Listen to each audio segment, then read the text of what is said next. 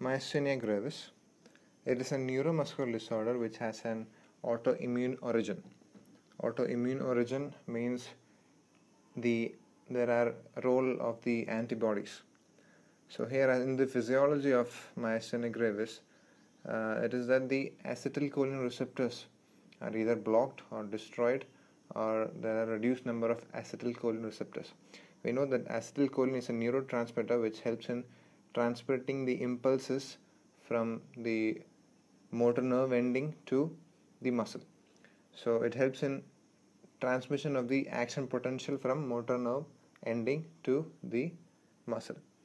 So in myasthenia gravis, either the acetylcholine receptors number is reduced or the acetylcholine receptors active site or the active area is blocked.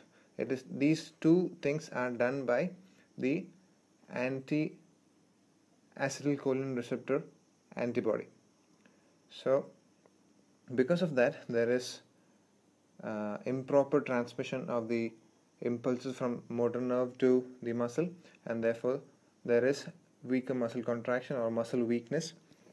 So there is quick fatigability. Initially the ocular muscles are affected, then in later stages the trunk muscles and the limb muscles are involved. The mortality rate is very less in myasthenia gravis. It is about 10%, and that too which occurs because of the problem in the respiratory muscles. Now, as we go to the pathogenesis of myasthenia gravis, we will see first what does normally happen. So, in normal conditions, the acetylcholine is synthesized in the motor nerve terminal, which is stored in the vesicles inside the nerve terminal only.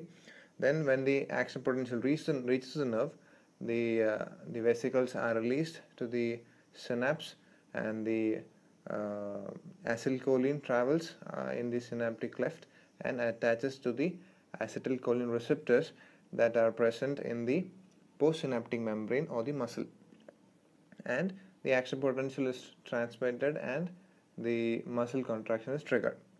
But we will now see the what happens in myasthenia gravis. First of all, in myasthenia gravis, as we already mentioned, that the antibody, which is the anti-acetylcholine receptor antibody, does two things. First, it blocks either blocks the active site of the acetylcholine receptors, or reduces the number of receptors, or damages the postsynaptic membrane. So when there is reduced number of acetylcholine receptors, the action potential is not properly traveled or transferred to the postsynaptic membrane.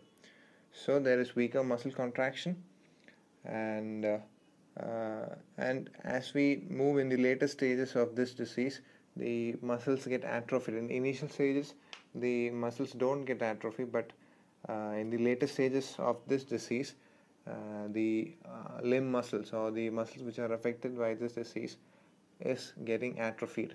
That is, the size of the muscle is getting decreased. Now, two things we can see in the synaptic area or the neuromuscular junction.